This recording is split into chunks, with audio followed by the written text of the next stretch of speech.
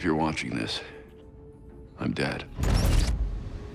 I'm sure at some point or another you've had a conversation that hangs around whether the Arkham games would be good if they didn't have Batman in them.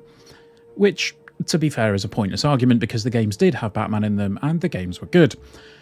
It's a question that we'll probably see more of in the coming weeks, I imagine, because Gotham Knights is a game set in the DC universe, but without the presence of the Dark Knight front and centre. The shadow of the Bat is there though, both in terms of the game as a whole and the characters within. The opening scene depicts Bruce Wayne in the suit but without the cowl on a video that he's recorded to be played in the event of his death. His duties are then passed on to Nightwing, Red Hood, Batgirl and Robin to pick up where the Caped Crusader left off, and rid Gotham streets of the menaces that infest them. After picking one of the hooded heroes, don't worry, you can change character at will, you're off to find a seemingly familiar rogues gallery to pummel 7 shades out of. The gang's mostly all here, with Harley Quinn, the Penguin, Mr. Freeze and more showing up, and letting their own gangs roam the different areas of Gotham, committing random crimes and generally terrorising the ever-beleaguered population of what must be the lowest ranked city on TripAdvisor in history.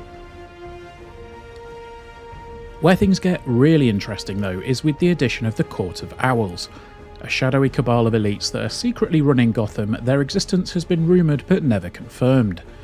However, thanks to some detective work, the Fearless Four discover their location and begin trying to take them down.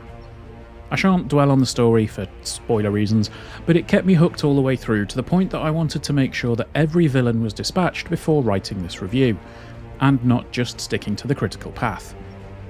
I'm something of a fair-weather Bat fan, and the Court of Owls is one of my blind spots in the franchise, so I was really pleased to see them pop up here in all of their cultish glory. Alongside the main story are, naturally, a ton of side objectives, crimes to fight and things to collect. Some of these crimes will only reveal themselves after interrogating an enemy that you've battered into submission, and they range from stopping robberies to recovering stolen human organs and returning them to a doctor in time for them to still be of use.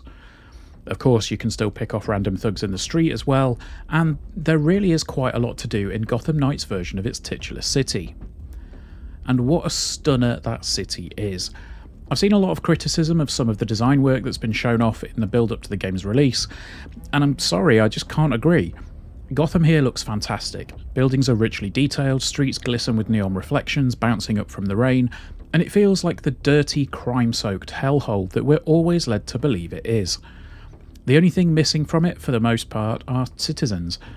There are a few, but nowhere near as populous as the likes of Insomniac's Spider-Man, for example.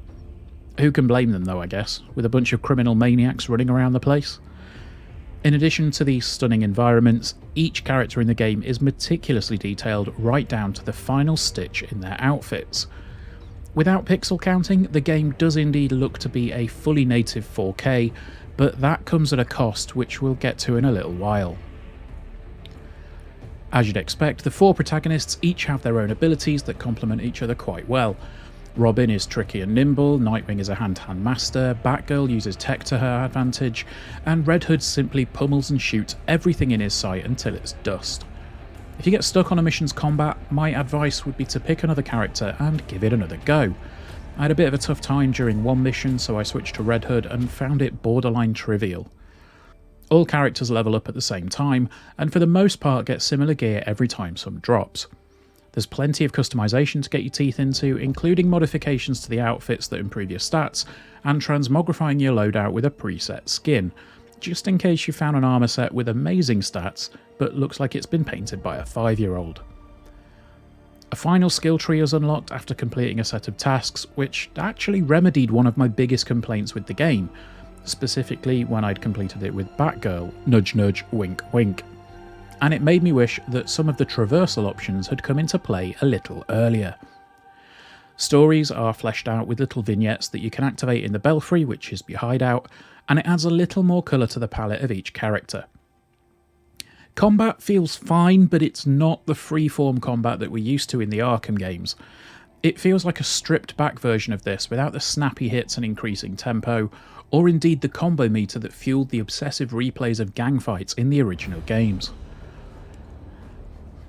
I mentioned in a previous paragraph that there was a cost to the pin-sharp visuals, and, well, thanks to the internet being the internet, I'm sure you're aware of it by now.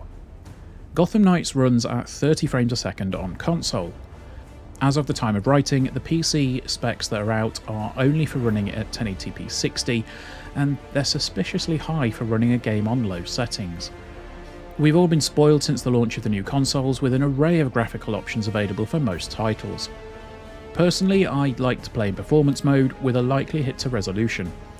However, without this option, you're forced into 30 frames a second. And that's not the end of the world, but it's a frustration. And what makes it an even bigger frustration, though, is that this 30 frames a second promise is terribly inconsistent. It's particularly noticeable when riding the Batcycle, using the fast travel ability, or bizarrely looking at the evidence board in the Belfry. After analysing some of the footage I've taken, it looks like there is a serious problem with frame pacing, leading to anything but a straight line on the frame graph. We'll have a video up looking at the performance shortly, but it is disheartening to see this happen. It's immediately apparent why the last gen versions of the game were scrapped, and those clamouring for a 60 FPS performance mode might be in for a bit of a shock when they get to play this. It's a big shame because I feel that the obsessive compulsion that people seem to have for native 4K visuals is overshadowing the experience for people when they could have a much smoother time at, say, 1440p, and most wouldn't notice a difference. It's not the only issue with the game either. Time after time I found myself walking into geometry that either stopped me in my tracks or glossed over an objective marker, and I was fighting with the camera on a few occasions as well.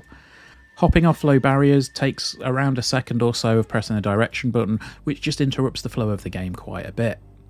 Oh, and there was a rather hilarious bug with Jason's toggles on his hoodies as well, but that seemed to vanish after a restart of the game. Other than that, and a single crash pre-patch, I've not had too many issues outside of the game's performance. The final thing to mention is the co-op gameplay.